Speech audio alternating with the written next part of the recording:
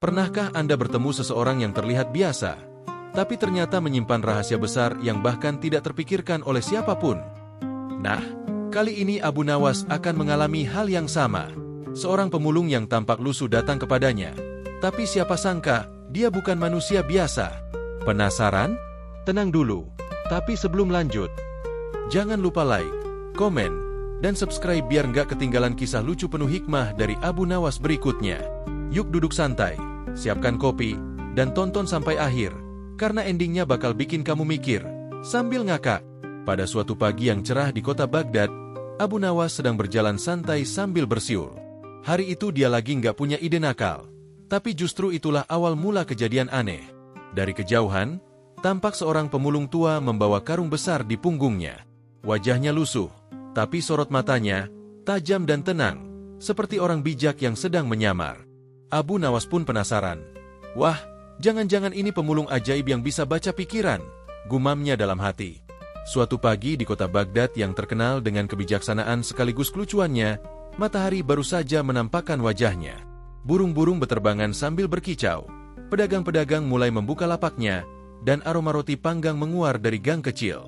Di tengah hiruk-pikuk pasar yang ramai, berjalanlah seseorang yang sudah terkenal di seluruh negeri. Abu Nawas, si cerdik nan kocak yang otaknya kadang seperti jalan bercabang, nggak bisa ditebak kemana arahnya. Hari itu Abu Nawas sedang tidak mencari masalah, tidak juga mencari ide nakal. Ia cuma ingin jalan-jalan santai sambil mengamati kehidupan di pasar. Dengan langkah ringan, ia bersiul, tangannya diselipkan ke balik jubah, dan wajahnya memancarkan ketenangan, tenang seperti orang yang baru saja dibayar tapi belum tahu nominalnya. Namun, dari kejauhan, matanya menangkap sosok aneh. Seorang pemulung tua berjalan pelan, membawa karung besar di punggungnya. Bajunya lusuh, sepatunya compang-camping, dan rambutnya seperti belum kenal sisir sejak zaman Kaisar Babilonia. Tapi yang paling menarik perhatian Abu Nawas bukanlah penampilannya, melainkan tatapan matanya, tenang, tajam, dan penuh makna. Wah, ini bukan pemulung sembarangan, gumam Abu pelan sambil menggaruk dagunya. Si pemulung tampak memungut barang-barang aneh. Paku berkarat, pecahan kendi, sandal sebelah kanan, atau mungkin kiri, siapa yang tahu, dan bahkan tutup kendi yang sudah retak. Orang-orang pasar melihatnya dengan tatapan geli. Wahai pemulung, ngapain kamu kumpulin sampah kayak gitu? Udah jelek, nggak laku lagi, teriak salah satu pedagang. Pemulung itu hanya tersenyum, tanpa menjawab sepatah kata pun. Ia terus berjalan, menunduk, dan mengambil serpihan logam kecil dari tanah seolah itu benda berharga. Abu Nawas makin penasaran. Ia pun menghampiri sambil melipat tangan di dada. Wahai pemulung, kata Abu dengan nada bercanda, kamu ini mengumpulkan barang bekas atau kenangan masa lalu? Karena kalau kenangan, aku juga punya banyak, terutama kenangan utang yang belum dibayar. Orang-orang di sekitar tertawa, tapi pemulung itu tetap tenang. Ia menatap Abu Nawas dengan senyum samar. Barang kecil bisa jadi pelajaran besar. Wahai Abu Nawas, katanya lembut.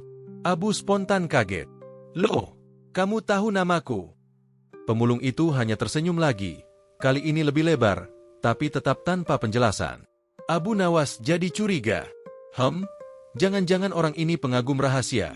Atau mungkin mata-mata dari kerajaan? Tapi ngapain mata-mata nyamar jadi pemulung?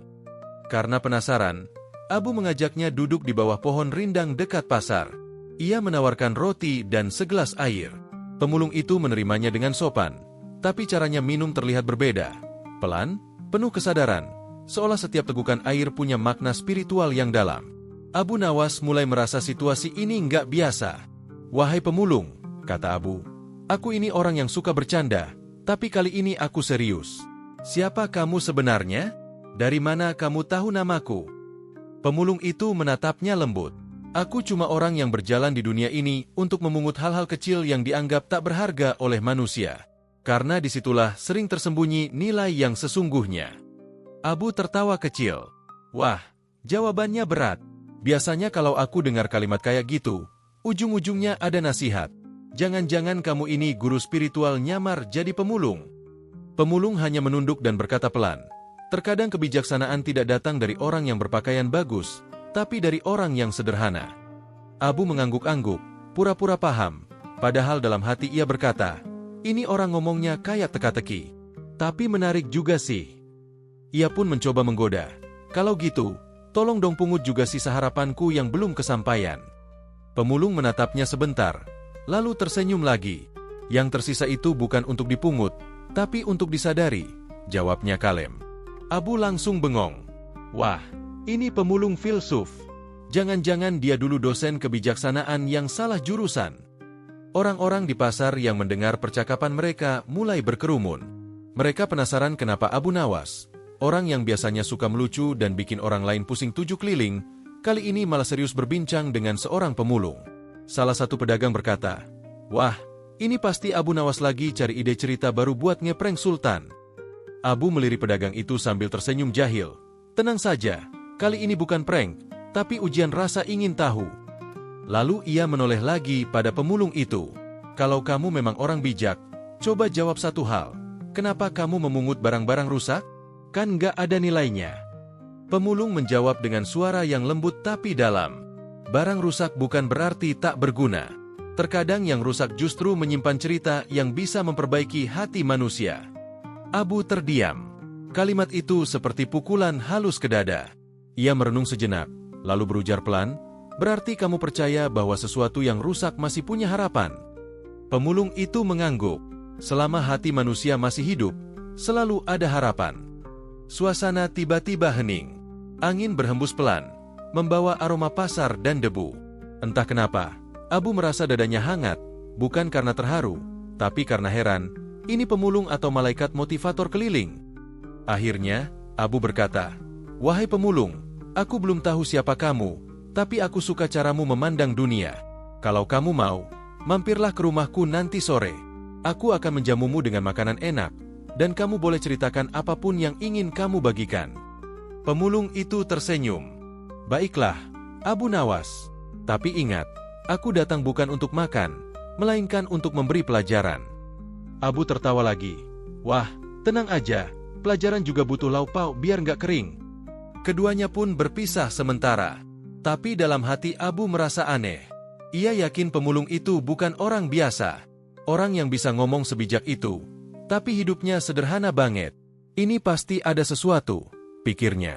Dan benar saja, hari itu adalah awal dari sebuah kisah luar biasa yang akan membuka mata Abu Nawas, sekaligus membuat seluruh Baghdad terheran-heran. Setelah pertemuan pagi itu di pasar, Abu Nawas tidak bisa tenang. Kata-kata si pemulung terus terngiang di kepalanya seperti lagu iklan yang susah hilang dari ingatan. Barang rusak bukan berarti tak berguna. Hati manusia masih bisa diperbaiki. Wah, berat banget. Biasanya yang berat bagi Abu Nawas cuma utang sama janji makan gratis. Tapi kali ini pikirannya benar-benar penuh tanda tanya. Sambil berjalan pulang melewati jalan kecil menuju rumahnya, Abu melihat sosok yang sama lagi. Si pemulung tua itu kini duduk di pinggir jalan, tepat di bawah pohon kurma. Karung besarnya dijadikan bantal, dan ia terlihat sedang memperbaiki sandal sebelah yang putus. Abu Nawas langsung mendekat dengan langkah cepat. "Nah, akhirnya ketemu lagi. Aku pikir kamu udah hilang kayak uang kembalian di kantong." Pemulung itu menatap Abu dengan senyum tipis. "Aku tidak pernah hilang, Abu Nawas. Kadang manusia saja yang terlalu sibuk mencari hal besar, hingga tak sadar bahwa hal kecil tetap berada di hadapannya." Abu langsung melongo. "Wah, ngomongnya puitis banget. Kamu ini pemulung atau penulis buku motivasi versi zaman Baghdad?" Pemulung tertawa kecil. "Aku hanya menjawab sesuai yang aku lihat." Abu mengangkat alis. "Kalau begitu, coba lihat aku. Apa yang kamu lihat dari seorang Abu Nawas?" Pemulung menatapnya sejenak. Lalu dengan tenang ia berkata, "Aku melihat seseorang yang punya banyak pengetahuan, tapi kadang lupa menggunakannya untuk dirinya sendiri." Abu terdiam. "Wah, itu maksudnya apa?" "Aku ini pintar loh. Bahkan Sultan aja kadang tanya pendapatku sebelum makan siang." Pemulung tersenyum. Justru itu, kadang yang sering memberi nasihat lupa menasihati dirinya sendiri. Abu menggaruk kepala. "Wah, ini orang kalau ngomong kayak teka-teki." Jawabannya bikin panas dingin. Ia pun duduk di samping pemulung itu, lalu berkata dengan nada menggoda, "Baiklah, wahai orang misterius, aku mau menguji kebijaksanaanmu sedikit. Tapi awas ya, jangan-jangan nanti malah kamu yang bingung." Pemulung tersenyum santai. "Silakan, aku siap diuji. Tapi ingat, Kadang ujian justru menguji yang memberi ujian. Abu ngakak mendengarnya. Hahaha. Oke. Ini pertanyaan pertamaku. Kenapa manusia lebih sering melihat kekurangan orang lain daripada dirinya sendiri? Pemulung menatap langit sebentar lalu berkata, karena mata manusia memang diciptakan untuk melihat keluar, bukan ke dalam. Tapi hati yang bersih bisa melihat dirinya tanpa cermin. Abu langsung terdiam lagi. Wah, jawabanmu dalam sekali. Aku takut nih. Jangan-jangan kamu bukan manusia biasa. Kamu yakin kamu bukan wali yang nyamar? Pemulung menatap Abu dan berkata dengan nada tenang, aku hanya hamba yang berjalan di jalan yang ditunjukkan Tuhan. Terkadang aku memulung sampah dunia, tapi lebih sering memungut hati manusia yang tersesat. Abu merasa merinding, tapi rasa penasarannya justru makin besar. Ia berpikir, kalau aku tanya terus, mungkin rahasianya akan terungkap. Maka ia melanjutkan lagi, kalau begitu, izinkan aku bertanya hal kedua. Katamu kamu memungut hati manusia yang tersesat. Bagaimana caranya kamu tahu hati itu tersesat atau tidak? Pemulung menatap Abu Nawas lama sekali. Hati yang tersesat biasanya lebih sibuk mencari pembenaran daripada kebenaran. Abu langsung menepuk dahinya. Aduh, itu kayak aku banget waktu disalahin istri karena lupa beli beras. Pemulung tersenyum geli. Mungkin itu tanda bahwa kamu masih belajar, Abu Nawas. Abu menatapnya sambil tertawa kecut. Belajar? Hahaha. Aku ini udah lulus dari Universitas Kehidupan. Wahai pemulung. Pemulung berkata, Universitas Kehidupan tidak pernah memberikan ijazah. Siapa yang merasa sudah lulus, justru baru memulai pelajarannya. Abu tertegun. Wah, kalimatmu ini cocok banget jadi kutipan di tembok istana. Bisa bikin Sultan melamun 3 hari.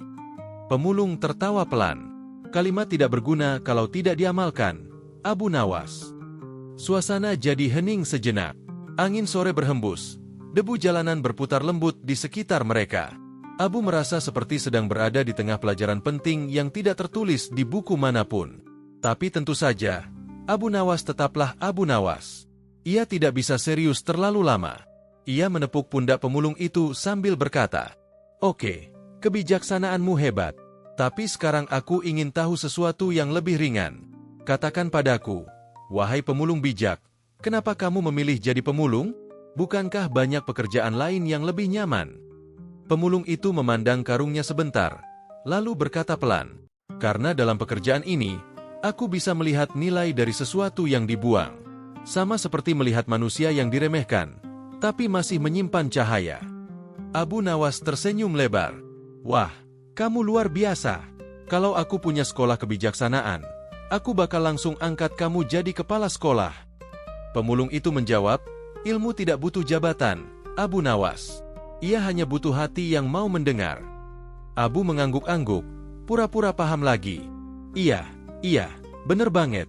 Walaupun sebenarnya aku masih bingung, tapi biar terlihat pintar aku angguk aja. Mereka berdua tertawa bersama. Di tengah tawa itu, Abu menyadari sesuatu. Orang ini bukan cuma pemulung biasa. Ia punya aura yang berbeda. Ada ketenangan di wajahnya. Ada cahaya di sorot matanya yang membuat Abu merasa damai tanpa alasan. Namun karena Abu Nawas dikenal suka menantang keadaan, ia menatap pemulung itu dengan mata iseng. Baiklah, wahai pemulung misterius, aku kasih kamu tantangan. Kalau kamu bisa menjawab pertanyaan ketigaku, aku akan traktir kamu makan di rumahku malam ini. Pemulung tersenyum lembut. Aku tidak butuh makananmu, tapi aku tidak menolak jika itu bisa jadi jalan persaudaraan. Abu mengangguk puas. Deal. Pertanyaannya begini, apa yang paling sulit dilakukan manusia di dunia ini? Pemulung menatap Abu lama sekali. Senyumnya berubah lembut tapi dalam. Yang paling sulit bagi manusia bukan menaklukkan dunia, tapi menaklukkan dirinya sendiri. Abu terdiam lagi. Hening. Suasana seperti berhenti sejenak. Hanya suara dedaunan yang bergoyang. Abu menarik napas panjang dan berkata, wahai pemulung, aku nggak tahu siapa kamu sebenarnya, tapi setiap kata-katamu seperti tamparan halus yang bikin sadar. Kamu bukan cuma memulung barang bekas, kamu juga memulung kesadaran manusia. Pemulung itu tersenyum, lalu berdiri perlahan. Aku hanya melakukan apa yang diperintahkan hatiku, Abu Nawas. Kadang yang dianggap rendah justru membawa pelajaran tinggi. Abu menatapnya takjub. Kalau begitu, malam ini mampirlah ke rumahku. Aku ingin tahu lebih banyak tentang hidupmu. Pemulung mengangguk. Baiklah, tapi hanya jika kau mau mendengarkan, bukan sekadar bertanya. Abu tertawa. Hahaha, tenang, aku siap mendengarkan, selama nggak disuruh cuci piring. Keduanya pun berjalan bersama menyusuri jalan kota Baghdad yang mulai diselimuti senja. Wajah Abu Nawas tampak cerah tapi penuh rasa ingin tahu. Ia merasa pertemuan ini bukan kebetulan. Dalam hati, ia berkata, orang ini bukan pemulung biasa. Mungkin Tuhan sedang kirimkan pelajaran hidup lewat wujud yang tak kusangka. Namun tentu saja, Abu belum tahu bahwa pemulung itu bukan hanya pembawa pelajaran, melainkan seseorang yang jauh lebih mulia dari yang ia bayangkan. Malam itu, suasana kota Baghdad terasa tenang. Angin berembus lembut membawa aroma rempah dari dapur rumah-rumah penduduk. Lampu-lampu minyak bergoyang lembut di depan rumah orang-orang. Dan di langit tampak bulan menggantung seperti lentera besar yang tersenyum pada bumi. Abu Nawas duduk di beranda rumahnya sambil menyeruput teh hangat. Ia memandang ke arah jalan dan berkata dalam hati, kira-kira pemulung itu datang gak ya? Kalau dia datang, aku siap menguji kebijaksanaannya. Tapi kalau nggak datang, ya lumayan, makanannya buatku semua. Tak lama kemudian, dari balik kegelapan jalan, muncul sosok yang dikenalnya. Pemulung tua itu berjalan perlahan, karungnya masih di pundak, tapi kali ini wajahnya terlihat sedikit bercahaya terkena sinar bulan. Abu berdiri dan melambaikan tangan. Wahai pemulung bijak, silakan masuk. Rumahku sederhana, tapi tawa di sini mahal harganya. Pemulung itu tersenyum dan menjawab, aku tak datang untuk tawa, tapi untuk mendengar apa yang ingin kau buktikan, Abu Nawas. Abu terkekeh. Hahaha. Wah, kamu ini serius banget. Santai aja. Di rumahku nggak ada ujian nasional, cuma ujian logika. Mereka berdua duduk di ruang tamu. Abu menyiapkan roti, buah kurma, dan segelas air. Pemulung itu makan dengan perlahan, penuh rasa syukur. Setiap suapan terlihat seperti ibadah kecil. Abu memperhatikannya dengan rasa kagum yang aneh. Kok aku yang punya rumah malah merasa tamu di rumah sendiri ya? Gumamnya pelan. Setelah suasana mulai hangat, Abu bersandar dan berkata, baiklah, wahai pemulung misterius, aku ingin mengujimu. Katanya kamu bijak, tapi bijak itu kan bisa diucapkan siapa saja. Sekarang aku ingin melihatnya dengan mataku sendiri. Pemulung menatap Abu dengan tenang. Kebijaksanaan tidak butuh pembuktian, tapi kalau itu bisa membuatmu memahami sesuatu, aku tidak keberatan. Abu mengusap janggutnya. Tenang saja. Ini cuma percobaan kecil. Aku akan memberimu 1 koin emas. Gunakanlah dengan cara yang paling bermanfaat menurutmu. Tapi ingat, aku akan mengamatimu dari jauh. Kalau kamu cuma beli makanan enak, berarti kamu cuma bijak di mulut, bukan di perbuatan. Pemulung itu menerima koin itu tanpa banyak bicara. Ia hanya berkata, baiklah, Abu Nawas. Tapi jangan kaget kalau hasilnya tak seperti yang kau bayangkan. Abu tersenyum licik. Hehehe, justru itu yang aku tunggu. Keesokan harinya, Abu Nawas diam-diam pergi ke pasar untuk mengintai. Ia bersembunyi di balik tumpukan karung gandum sambil menahan bersin karena debu. Di mana dia ya? Jangan-jangan udah kabur bawa koinku? Wah, kalau begitu aku yang kena tipu. Bukan dia, pikirnya gelisah. Tapi beberapa saat kemudian, terlihatlah si pemulung sedang duduk di tepi pasar. Di hadapannya, ada beberapa anak yatim yang tampak gembira menikmati roti dan susu. Abu melongo. Ia memperhatikan lebih dekat. Ternyata uang yang diberikannya telah diubah menjadi makanan untuk anak-anak miskin. Pemulung itu tak ikut makan. Hanya duduk tersenyum sambil menatap anak-anak yang tertawa riang. Ia terlihat bahagia dengan kebahagiaan mereka. Abu mengusap dagunya dan bergumam. Wah, orang ini benar-benar beda. Kalau aku yang dikasih koin emas, mungkin udah aku tukar jadi kebab seporsi besar. Abu pun keluar dari persembunyian dan mendekat sambil bertepuk tangan. Luar biasa, kamu nggak cuma bijak, tapi juga dermawan. Aku pikir kamu bakal beli sesuatu buat dirimu sendiri. Pemulung menatap Abu lembut. Abu Nawas, barang yang bermanfaat bukanlah yang kita simpan, tapi yang bisa menumbuhkan kebaikan. Koinmu bisa membuat perut kenyang 1 orang selama sehari, tapi bisa membuat hati bahagia 10 anak bila digunakan dengan ikhlas. Abu menggeleng takjub. Wah, Kalau gitu aku yang seharusnya jadi muridmu, bukan sebaliknya. Namun karena sifat Abu Nawas tak pernah puas dengan satu kejutan, ia berkata lagi, "Oke, kamu lulus ujian pertama. Tapi aku ini orang yang gak gampang percaya. Kita lanjut ke ujian kedua." Pemulung itu mengangguk tenang. "Silakan. Tapi ingat, setiap ujian yang kau berikan, bisa jadi justru menguji dirimu." Abu menyipitkan mata. "Wah, kalimatmu lagi-lagi bikin aku pusing. Tapi baiklah." Abu kemudian mengambil 2 benda dari saku jubahnya, 1 koin perak dan 1 batu kecil yang tampak tak berharga. "Ini ujian kedua," kata Abu. "Pilih 1, koin perak atau batu ini. Tapi pilih dengan alasan yang logis." Pemulung memandangi 2 benda itu lama sekali. Orang biasa pasti akan langsung memilih koin, tapi ia malah mengambil batu kecil itu. Abu terkejut. "Loh, kenapa kamu pilih batu? Itu nggak ada nilainya." Pemulung menjawab tenang, "Karena batu ini tidak punya nilai bagi dunia, tapi bisa jadi pengingat bahwa yang tak berharga di mata manusia, bisa sangat berharga di mata Tuhan." Abu terdiam, lalu tertawa kecil. "Kamu ini luar biasa. Jawabanmu selalu bikin aku kalah debat. Biasanya aku yang bikin orang mikir, sekarang malah aku yang jadi korban kebingungan." Pemulung hanya tersenyum lembut. "Kebingungan kadang adalah jalan menuju kebijaksanaan, Abu Nawas. Sebab orang yang merasa tahu segalanya tidak akan belajar apapun." Abu menepuk dadanya. "Aduh, kalimatmu tuh kayak pedang lembut yang menusuk pikiran. Kalau begini terus, aku bisa tobat mendadak." Hari pun semakin siang. Abu dan si pemulung duduk di bawah pohon rindang di pinggir pasar. Anak-anak kecil berlarian, pedagang berteriak menawarkan dagangan, dan burung-burung berkicau seperti sedang menyaksikan pertemuan 2 dunia.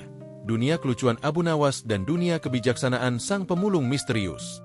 Sebelum berpisah, Abu bertanya satu hal terakhir. "Wahai pemulung bijak, aku benar-benar ingin tahu, kenapa kamu mau menjawab semua pertanyaanku dengan sabar? Bukankah kamu lelah dijadikan bahan uji coba oleh orang sepertiku?" Pemulung menjawab sambil tersenyum. "Abu Nawas, aku datang bukan untuk diuji. Aku datang karena hatimu yang sebenarnya ingin tahu kebenaran. Kadang orang bijak muncul bukan untuk menjawab, tapi untuk mengingatkan." Abu menunduk, merasa malu sekaligus kagum. "Kalau begitu," katanya pelan, "aku yang sebenarnya diuji, bukan kamu." Pemulung mengangguk perlahan. "Setiap manusia diuji dengan caranya sendiri, Abu Nawas. Kadang lewat kesenangan, kadang lewat keheranan." Mereka pun berpisah sore itu dengan saling menundukkan kepala. Abu berjalan pulang sambil bergumam, "Orang ini sungguh misterius. Setiap kata-katanya seperti obat untuk hati, tapi juga bikin otak kerja lembur." Dan sejak hari itu, Abu Nawas mulai sadar bahwa tidak semua kebijaksanaan datang dari guru, buku, atau sultan. Kadang, kebijaksanaan datang dalam wujud yang paling sederhana, seperti seorang pemulung yang memungut sisa dunia, tapi meninggalkan pelajaran besar untuk jiwa. Setelah kejadian di pasar yang membuat Abu Nawas terdiam 1000 makna, malam itu ia tidak bisa tidur. Di ranjangnya yang sederhana, matanya melotot ke langit-langit sambil berbicara sendiri. "Orang itu aneh banget. Dikasih koin emas malah buat orang lain. Dikasih pilihan malah pilih batu. Wah, aku yang biasanya bikin orang bingung, sekarang malah aku yang dibingungkan." Ia bangun, jalan mondar-mandir seperti ayam kehilangan biji. "Kalau begini terus, aku bisa kalah pintar dari pemulung. Tidak bisa. Harus ada ujian kedua yang lebih canggih." Dengan tekad membara dan sedikit rasa penasaran, Abu Nawas pun menyusun rencana baru. Pagi harinya, ia pergi ke pasar lagi sambil membawa 2 benda, secari kertas kosong dan sebuah cermin kecil yang sudah agak buram. 2 benda itu akan menjadi alat uji coba berikutnya. Ketika matahari mulai naik, Abu melihat pemulung tua itu sudah duduk di tempat biasa, dekat sumur umum. Seperti biasa, ia tampak tenang, sedang menambal karungnya yang sobek. Abu pun menghampiri sambil tersenyum lebar. "Wahai pemulung bijak, rupanya kamu tidak bisa lepas dari tempat ini ya? Kayak daun jatuh yang gak mau pergi dari pohonnya." Pemulung menjawab lembut, "Daun memang jatuh, Abu Nawas. Tapi ia tidak pergi jauh dari tanah yang membesarkannya. Karena dari sanalah ia akan tumbuh lagi." Abu langsung menepuk jidatnya. "Aduh, baru juga ngomong 2 kalimat, udah bikin aku mikir dalam. Kamu ini kalau ikut lomba debat bijak, pasti juara umum. Pemulung hanya tertawa kecil. Aku hanya berbicara sesuai yang aku pelajari dari kehidupan. Abu pun duduk di sampingnya sambil mengeluarkan benda-benda yang dibawanya. Nah, sekarang waktunya ujian kedua. Kali ini aku ingin tahu seberapa dalam kebijaksanaanmu. Ini kertas kosong dan ini cermin buram. Menurutmu, mana yang lebih berguna? Pemulung menatap dua benda itu lama sekali. Orang-orang di sekitar mulai menonton, karena mereka tahu kalau Abu Nawas lagi eksperimen, pasti bakal ada kejadian lucu. Pemulung akhirnya berkata, kertas kosong lebih berguna untuk mereka yang ingin belajar, tapi cermin buram lebih berguna untuk mereka yang ingin mengenal diri sendiri. Abu terdiam, lalu tertawa keras. Hahaha, jawabanmu dua-duanya benar, tapi aku nggak puas. Aku mau lebih detail. Kalau kamu disuruh pilih satu untuk dibawa sepanjang hidupmu, kamu pilih yang mana? Pemulung tersenyum pelan, lalu mengambil cermin itu. Aku akan bawa cermin buram, karena manusia tak akan pernah berhenti belajar mengenali dirinya, meski gambarnya tak pernah jelas. Abu melongo. Wah, kamu ini ngomongnya kayak penyair. Tapi benar juga ya, kadang kita lihat cermin cuma buat ngerapiin rambut, padahal yang harus dirapiin tuh hati. Pemulung mengangguk pelan. Cermin mengajarkan kejujuran. Ia tidak pernah membohongi siapapun. Hanya saja manusia sering menolak melihat apa yang sebenarnya ada. Abu menatapnya lama. Kalau kamu ngomong terus begini, aku bisa jadi filsuf dadakan. Tahu nggak? Pemulung tertawa kecil. Kamu sudah jadi filsuf, Abu Nawas. Hanya saja kadang terlalu suka bercanda dengan kebenaran. Orang-orang di sekitar pun tertawa mendengarnya. Abu tersenyum malu, tapi tetap penasaran. Baiklah, aku kasih satu pertanyaan lagi. Kalau kamu memang bijak, jawab ini. Kenapa orang bodoh sering terlihat lebih bahagia daripada orang pintar? Pertanyaan itu membuat pemulung terdiam sejenak. Angin pasar berhembus pelan, dan suara pedagang terdengar samar-samar. Akhirnya ia menjawab, karena orang bodoh tidak terlalu memikirkan masa depan yang belum datang. Sementara orang pintar terlalu sibuk memikirkan hal yang belum tentu terjadi. Abu menatap kosong, lalu tiba-tiba tertawa geli. Hahaha, benar juga ya. Jadi maksudmu, kalau aku terlalu banyak mikir, aku malah bikin diriku stres. Pemulung tersenyum lembut. Ilmu tanpa ketenangan hati bisa jadi beban, Abu Nawas. Tapi ketenangan tanpa ilmu bisa jadi kesesatan. Keduanya harus seimbang. Abu memegangi janggutnya sambil mengangguk-angguk. Berarti kalau begitu, aku harus belajar tenang tapi tetap pintar. Masalahnya, aku susah tenang kalau belum makan siang. Pemulung tertawa ringan. Itu juga pelajaran, Abu Nawas. Kadang manusia tidak perlu menunggu kenyang untuk bersyukur. Abu terdiam sebentar, lalu menjawab dengan nada parodi. Betul juga, tapi kalau perut keroncongan, susah juga bersyukur dengan suara. Mereka berdua tertawa bersama. Orang-orang di sekitar ikut tersenyum melihat keduanya. Sungguh pemandangan yang hangat. Seorang cerdik yang ingin menguji, dan seorang sederhana yang justru memberi pelajaran. Setelah tawa reda, pemulung memandang Abu dan berkata, Abu Nawas, ujianmu tidak salah. Tapi jangan lupa, setiap kali kamu menguji orang lain, kamu juga sedang diuji oleh hatimu sendiri. Abu mendadak hening. Kalimat itu seperti tamparan lembut. Ia menatap pemulung itu dengan rasa heran yang semakin besar. Kamu ini siapa sebenarnya? Aku merasa kamu tahu lebih banyak tentang hidup daripada para ulama di Baghdad. Pemulung tersenyum samar. Aku hanyalah orang yang memungut hal-hal kecil di dunia. Tapi di balik hal kecil itu, ada kebijaksanaan yang besar. Abu menghela napas panjang. Kamu memang luar biasa. Aku merasa setiap kalimatmu seperti air yang menyejukkan, tapi juga seperti cermin yang bikin aku sadar betapa banyak kekuranganku. Pemulung berdiri perlahan sambil mengangkat karungnya. Kalau begitu, mungkin ujian ini sudah cukup untuk hari ini. Abu memandangnya. Kamu mau kemana? Pemulung menjawab, ke tempat di mana kebijaksanaan tidak perlu ditanyakan, tapi dijalani. Abu menatapnya pergi dengan perasaan campur aduk antara kagum, penasaran, dan bingung. Ia menggaruk kepala sambil bergumam. Orang ini benar-benar aneh.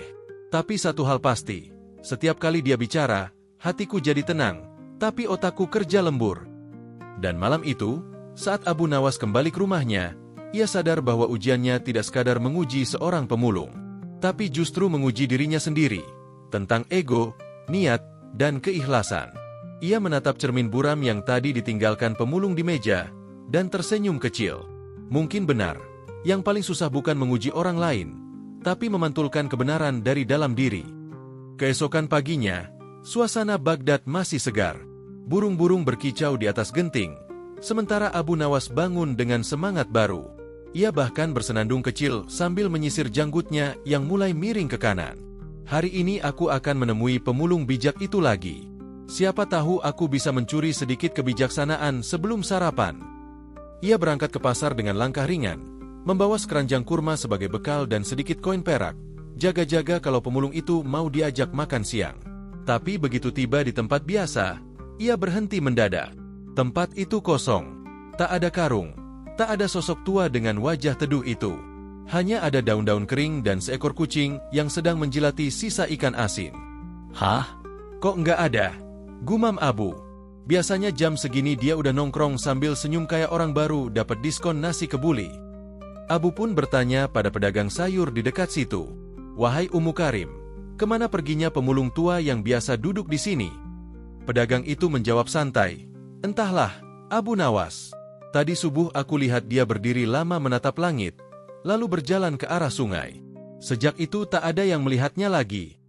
Abu mengerutkan kening. Jangan-jangan dia cuma pindah tempat memulung. Atau, dia sengaja menghindar dariku karena takut diuji lagi. Ia pun memutuskan mencari ke berbagai tempat, ke sungai, ke masjid, bahkan ke gang sempit tempat anak-anak bermain. Tapi hasilnya nihil. Tak ada jejak, tak ada karung, tak ada kabar. Yang ada hanyalah desas-desus aneh dari warga sekitar. Katanya pemulung itu bisa hilang tiba-tiba. Abu, kata seorang penjual roti sambil menggulung adonannya. Aku pernah lihat, katanya dia bantu orang miskin, lalu lenyap kayak embun, ujar yang lain. Bahkan ada yang berbisik, mungkin dia bukan manusia biasa. Abu menggeleng. Kalian ini. Kalau ada orang baik sedikit, langsung dibilang makhluk ajaib. Nanti lama-lama kalau aku bantu orang, dibilang keturunan jin baik hati. Namun, meski berusaha menepis, di hatinya tersisa rasa aneh. Ia teringat semua perkataan pemulung itu. Setiap kalimatnya seperti punya makna tersembunyi. Setiap kali kamu menguji orang lain, kamu juga sedang diuji oleh hatimu sendiri. Kata-kata itu terus terngiang di kepalanya seperti lagu yang tak bisa dilupakan. Hari berganti hari, tapi pemulung itu tak juga muncul. Abu mulai gelisah. Bahkan ia sampai menulis catatan di papan pasar. Dicari, pemulung bijak yang pernah bikin Abu Nawas kalah bicara. Sayangnya, yang datang malah banyak pemulung palsu yang pura-pura bijak demi dapat koin gratis. Salah satunya bahkan datang sambil berkata, Abu Nawas, aku bijak sekali. Aku tahu bagaimana menenangkan jiwa. Asal kamu belikan aku teh manis 2 gelas. Abu tepuk jidat. Nah, ini bukan bijak, ini licik namanya. Sampai suatu malam, Abu duduk di halaman rumahnya, menatap bulan yang menggantung di langit Baghdad. Angin malam berhembus lembut, membawa suara jangkrik dan aroma bunga melati. Tiba-tiba, ada cahaya kecil muncul di depan rumahnya. Cahaya itu lembut, tidak menyilaukan, tapi terasa hangat di hati. Abu mendekat pelan-pelan. Di tengah cahaya itu tampak selembar kertas tergeletak di tanah. Ia mengambilnya, dan betapa terkejutnya ia ketika melihat tulisan di sana. Tulisan itu indah, rapi, dan beraroma harum. Abu Nawas, engkau telah menguji dengan niat ingin tahu, bukan dengan niat merendahkan. Karena itu, engkau pantas mendapatkan jawaban. Aku bukan pemulung biasa. Aku hanyalah hamba yang diutus untuk mengingatkan bahwa kebijaksanaan bisa datang dari siapa saja, bahkan dari mereka yang kau pandang rendah. Abu terdiam. Ia membaca lagi dan lagi, memastikan ia tidak salah lihat. Ini tulisan siapa? Jangan-jangan, benar dia bukan manusia biasa. Ia duduk lama sambil menatap kertas itu. Angin malam meniup lembut seolah menyapa. Tiba-tiba, dari kejauhan terdengar suara samar, suara yang sangat dikenalnya. Abu Nawas, lihatlah cermin yang kau simpan. Di sana ada jawaban yang kau cari. Abu langsung berlari ke dalam rumah dan mengambil cermin buram yang dulu ditinggalkan pemulung. Ia menatapnya, tapi kali ini, Pantulan di cermin itu bukan hanya wajahnya sendiri. Ia melihat bayangan sosok pemulung tua itu, tersenyum lembut sambil melambaikan tangan. Abu tertegun. Astagfirullah, jadi benar. Mungkin dia bukan orang biasa. Bayangan itu perlahan menghilang, meninggalkan sinar lembut di permukaan cermin. Dan entah kenapa, di dada Abu terasa hangat, seolah hatinya baru saja disiram cahaya kebijaksanaan.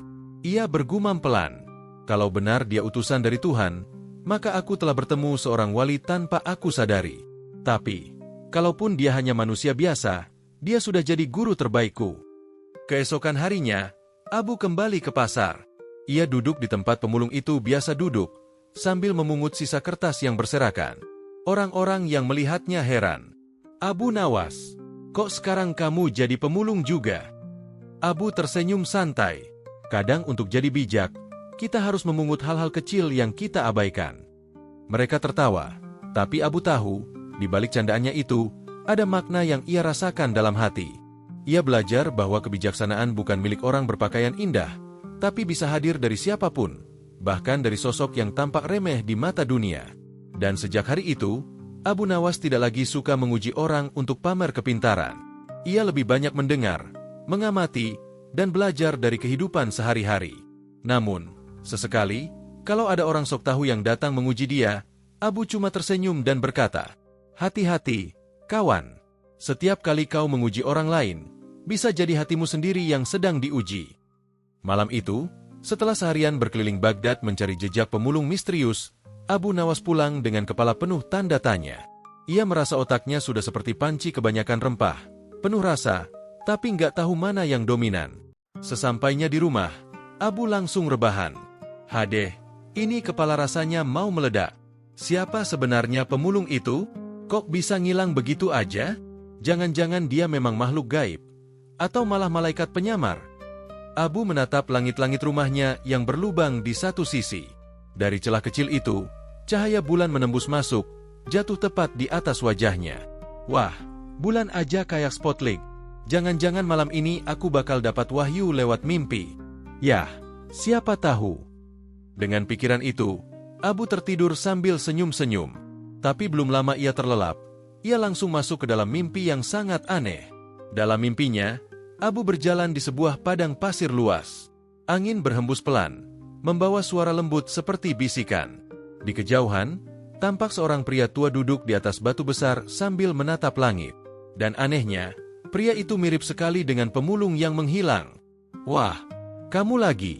Jangan bilang ini mimpi yang disponsori Tuhan untuk ngajarin aku sesuatu, kata Abu dengan gaya bercanda. Pemulung itu tersenyum lembut. Seperti biasa. Abu Nawas, kamu selalu bercanda, tapi hatimu penuh tanya. Bukankah begitu? Abu mengangguk malu. Hehe, iya sih. Tapi kan bercanda itu obat stres, Tuan Pemulung. Pemulung itu berdiri perlahan, lalu menunjuk ke arah sebuah cermin besar yang tiba-tiba muncul di tengah padang pasir. Cermin itu memantulkan cahaya lembut. Tapi anehnya, bayangan Abu di cermin bukan dirinya sendiri. Yang terlihat adalah seorang Abu Nawas muda, lusuh, lapar, dan masih belum terkenal. Itu aku dulu waktu belum punya reputasi, gumam Abu. Dulu aku cuma pengangguran yang suka mikirin makan gratis. Pemulung berkata, dan lihatlah bagaimana kamu berubah. Dari orang yang sederhana menjadi orang yang disegani karena kecerdikanmu.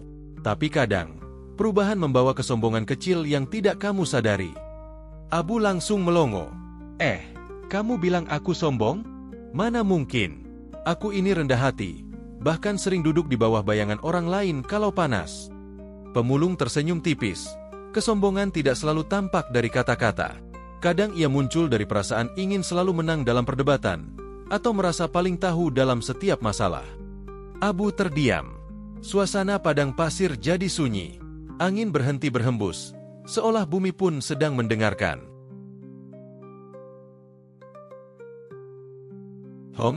Jadi maksudmu selama ini aku terlalu sering menguji orang karena pengin dianggap pintar? Tanya Abu pelan. Pemulung menjawab, bukankah kamu yang tahu jawabannya? Abu menghela napas panjang. Ya juga sih. Kadang aku suka bangga kalau berhasil ngejawab teka-teki Sultan. Tapi aku lupa, ilmu itu bukan buat pamer, tapi buat manfaat. Pemulung tersenyum puas. Nah, Itulah kebijaksanaan sejati. Kadang manusia harus melihat dirinya sendiri lewat cermin yang buram untuk menemukan kebenaran. Tiba-tiba, dari balik cermin, muncul bayangan aneh, seperti diri Abu Nawas yang lebih tua, dengan rambut memutih tapi wajah damai. Bayangan itu berbicara lembut. Abu Nawas, kalau kau terus belajar dengan hati, suatu hari orang tidak akan mengenangmu karena kelicikanmu, tapi karena kebijaksanaanmu. Abu menatap bayangan itu dengan takjub. Wah, kalau begitu aku harus mulai dari mana? Dari berhenti bercanda dulukah? Bayangan itu menjawab, tidak, tetaplah bercanda, karena tawamu adalah pintu bagi banyak hati. Tapi biarlah di balik tawamu, ada cahaya kebenaran yang lembut. Abu garuk kepala. Jadi maksudnya aku boleh lucu, tapi jangan kelewatan. Pemulung dan bayangan itu tertawa bersamaan. Begitulah kira-kira. Tiba-tiba, angin padang pasir kembali berhembus kencang. Cermin besar itu pecah menjadi serpihan cahaya yang berterbangan di udara, lalu berubah menjadi bintang-bintang kecil yang melayang di sekitar Abu. Pemulung berkata, "Waktumu di sini sudah cukup, Abu. Ingat, kebijaksanaan tidak datang dari banyak bicara, tapi dari banyak mendengar dan memahami." Abu ingin bertanya lagi, tapi cahaya semakin terang. Ia menutup matanya, dan saat membukanya, ia sudah terbangun di tempat tidurnya sendiri. Ia terkejut setengah mati. Astaga, mimpi apa barusan itu? Rasanya nyata banget. Jangan-jangan aku baru lulus ujian mimpi tingkat tinggi. Ia melihat ke meja di samping ranjang, dan betapa terkejutnya ia ketika mendapati cermin buram itu memantulkan cahaya halus, seolah menyala dari dalam. Abu menatapnya sambil bergumam, "Jadi, itu bukan mimpi biasa. Mungkin Tuhan benar-benar ingin aku belajar sesuatu lewat pemulung itu." Ia tersenyum kecil sambil melihat pantulan wajahnya di cermin. Wajahku masih ganteng walau habis kena pencerahan. Tapi mulai sekarang, aku akan lebih banyak menolong orang, bukan hanya menertawakannya. Keesokan harinya, Abu keluar rumah dengan semangat baru. Ia membantu anak kecil yang jatuh, menolong pedagang tua membawa barang, bahkan memberi nasihat ringan kepada pemuda yang sedang galau. Orang-orang heran melihat perubahan Abu Nawas. "Wah, Abu sekarang lebih bijak dari biasanya," kata salah satu warga. Abu tersenyum. "Hehe, iya dong. Tapi tetap ya, bijak boleh, tapi kocak harus." Dan sejak hari itu, setiap malam sebelum tidur, Abu selalu menatap cermin buramnya dan berkata, "Terima kasih, wahai pemulung misterius. Kau telah menunjukkan bahwa kebijaksanaan bisa datang bahkan lewat mimpi." Ia pun tertawa kecil dan menutup matanya, berharap, kalaupun bermimpi lagi, kali ini mimpinya tidak terlalu filosofis, karena jujur saja, mikir berat sebelum tidur bikin pusing besok pagi. Pagi di Baghdad itu terasa berbeda. Burung-burung berkicau riang, udara segar, dan sinar matahari menembus jendela rumah Abu Nawas seperti cahaya yang membawa kabar baik. Tapi di dalam rumah, sang cerdik itu duduk termenung sambil memandangi cermin buram peninggalan pemulung misterius. "Wahai cermin buram," gumamnya pelan, "kamu ini bukan sembarang kaca. Setiap kali aku lihat wajahku di kamu, rasanya kayak lagi diinterogasi sama hati nurani." Abu menarik napas panjang. Ia baru saja mengalami mimpi yang membuatnya sadar banyak hal. Seumur hidupnya, ia memang suka menguji orang lain, entah untuk hiburan, pelajaran, atau sekadar menunjukkan kecerdikannya. Tapi kali ini, ia sadar, mungkin selama ini dialah yang sebenarnya diuji oleh kehidupan. "Aku ini terkenal karena kepintaran," katanya sambil memainkan janggutnya yang mulai miring. "Tapi apa gunanya pintar kalau cuma buat menertawakan orang lain? Jangan-jangan aku lebih butuh pelajaran ketimbang mereka." Ia berdiri, melangkah keluar rumah. Angin pagi menyapa lembut. Di jalan, ia melihat seorang anak kecil menangis karena mainannya patah. Biasanya, Abu akan menggoda dulu sebelum menolong. Tapi kali ini berbeda. Abu mendekat dan berkata lembut, "Jangan menangis, Nak. Kadang yang patah bisa diperbaiki, asal kamu sabar." Anak itu menatapnya. "Tapi mainanku nggak bisa diperbaiki, Tuan." Abu tersenyum. "Kalau begitu, ayo kita buat mainan baru. Kadang yang rusak mengajarkan kita cara mencipta." Anak itu berhenti menangis dan ikut tertawa. Warga yang melihat pun heran. "Loh, itu Abu Nawas? Kok sekarang lembut banget? Biasanya kalau ada yang nangis, malah dikasih teka-teki." Abu hanya tersenyum. Hehe, kalau dulu aku bikin orang pusing biar belajar, sekarang aku bikin orang tenang biar bahagia. Hari itu, Abu berkeliling kota Baghdad tanpa niat menguji siapapun. Ia membantu kakek tua menyeberang, menolong penjual kurma yang kesulitan menimbang dagangannya, bahkan memberi nasihat lucu kepada pasangan muda yang sedang bertengkar karena uang belanja. "Wahai suami," katanya dengan gaya parodi, "kalau uangmu sedikit, jangan marah kalau istrimu hemat. Tapi kalau uangmu banyak, jangan heran kalau istrimu rajin belanja." Dua-duanya tanda cinta yang boros tapi tulus. Semua tertawa, dan suasana jadi hangat. Tapi di balik tawanya, Abu merasa hatinya lebih damai dari sebelumnya. Ia mulai paham makna kata-kata pemulung. Kebijaksanaan tidak selalu datang dari kemenangan, tapi dari pengertian. Malam harinya, Abu duduk sendirian di teras rumah. Ia menatap langit Baghdad yang bertabur bintang dan berbicara pada dirinya sendiri. "Selama ini aku pikir kebahagiaan datang saat semua orang kagum padaku. Tapi ternyata, kebahagiaan sejati datang saat aku bisa membuat orang lain tersenyum tulus." Tiba-tiba, angin malam berhembus lembut. Suara samar terdengar di telinganya, suara yang mirip dengan pemulung bijak. "Abu Nawas, penyesalan adalah pintu menuju pencerahan.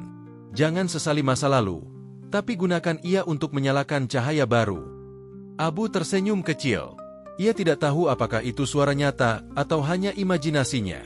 Tapi kalimat itu menenangkan hatinya. "Mungkin memang begitu," katanya pelan.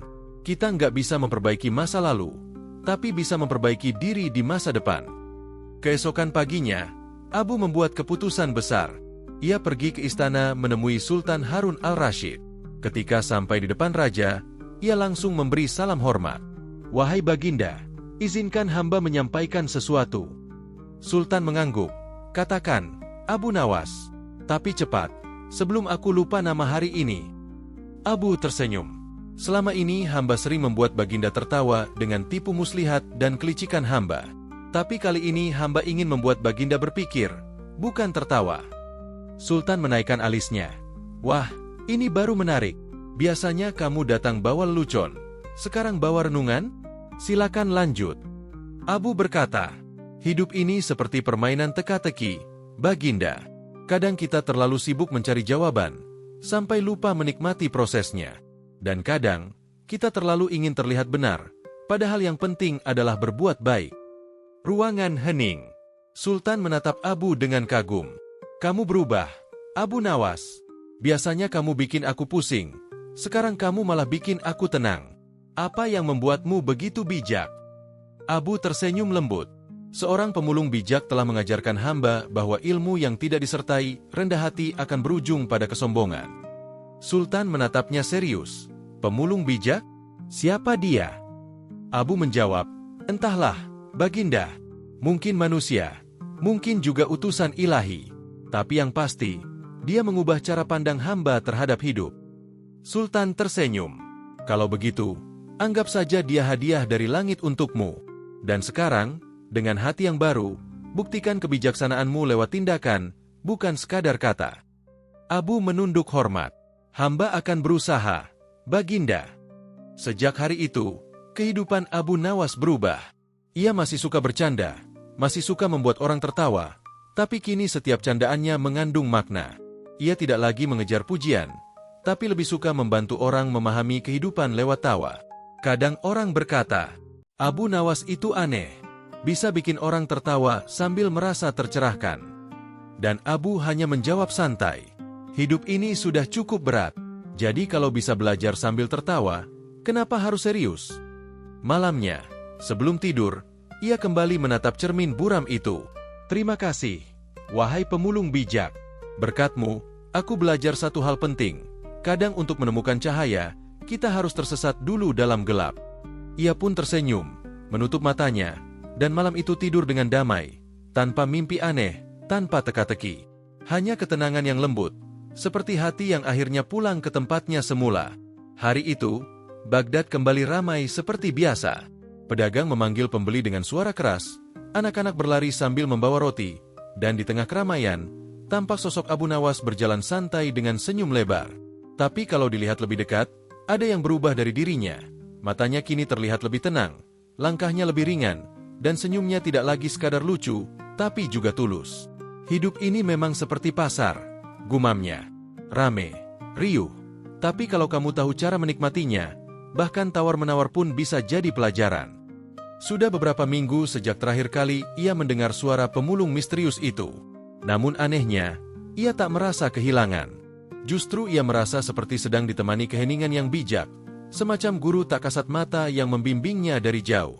Pagi itu, Abu duduk di bawah pohon kurma sambil menulis sesuatu di papan kecil. Seorang teman lewat dan bertanya, "Wahai Abu Nawas, lagi nulis apa tuh? Puisi cinta baru ya?" Abu terkekeh. "Bukan, aku lagi nulis pelajaran hidup dari seorang pemulung." Temannya terkejut. "Loh, masa pelajaran hidup dari pemulung?" Abu menjawab santai, "Justru dari orang sederhana kita bisa belajar hal yang besar. Dari orang kaya aku belajar gaya, tapi dari orang miskin aku belajar makna." Temannya garuk kepala. Abu Nawas ini makin lama makin aneh. Dulu lucunya bikin orang ngakak, sekarang lucunya bikin mikir. Abu tertawa. "Nah, itu dia. Kalau bisa bikin orang ketawa dan sadar, itu baru tingkat tertinggi humor." Lalu ia melanjutkan menulis. Di papan itu tertulis, "Kebijaksanaan sejati tidak datang dari kemenangan dalam bicara, tapi dari kemampuan mendengar dengan hati." Beberapa anak kecil datang mendekat, penasaran. "Abu Nawas, tulisannya bagus. Tapi maksudnya apa?" Abu menatap mereka sambil tersenyum nakal. "Maksudnya, kalau kalian rebutan mainan, jangan teriak-teriak dulu. Dengar dulu alasan temanmu kenapa dia mau pinjam. Kalau semua orang bisa mendengar, dunia nggak perlu terlalu banyak bicara." Anak-anak itu terdiam sebentar, lalu tertawa bersama. Salah satu dari mereka berkata, "Wah, Abu sekarang kayak guru tapi tetap lucu." Abu mengangguk bangga. "Iya dong, guru boleh bijak, tapi kalau nggak lucu, muridnya cepat ngantuk." Siang harinya, Abu pergi ke sungai, tempat terakhir kali pemulung itu terlihat. Ia membawa cermin buram yang kini tak seburam dulu. Entah bagaimana, setiap kali ia menatapnya, pantulannya tampak lebih jernih, seolah membersihkan dirinya dari dalam. Ia berdiri di tepi sungai, menatap air yang mengalir pelan. "Dulu aku datang ke sini dengan niat menguji, tapi sekarang aku datang dengan niat memahami." Ia pun berbicara seolah sedang bicara kepada sosok yang tak terlihat. "Wahai pemulung bijak, aku tak tahu siapa kamu sebenarnya, malaikat, wali, atau hanya manusia sederhana. Tapi aku berterima kasih, karena kamu membuatku sadar, lucu tanpa makna itu seperti roti tanpa isi. Enak digigit, tapi cepat membosankan." Angin berhembus lembut, menggoyangkan air sungai hingga memantulkan cahaya matahari seperti serpihan bintang. Dan dari pantulan itu, Abu seakan melihat senyum lembut pemulung itu sekali lagi. Tidak berbicara, tidak bergerak, hanya senyum, seperti ucapan selamat tinggal yang hangat. Abu tersenyum balik. "Baiklah, Tuan Pemulung. Aku janji, mulai sekarang setiap candaku akan jadi jalan kebaikan, bukan sekadar hiburan." Ia meletakkan cermin buram itu di tepi sungai, membiarkannya terpantul oleh cahaya sore. "Biar alam yang menjaga kenangan ini," katanya pelan. Saat matahari mulai turun, Abu berjalan pulang melewati pasar. Beberapa warga menyapanya dengan tawa. "Abu Nawas, ceritain lelucon dong." Abu tersenyum.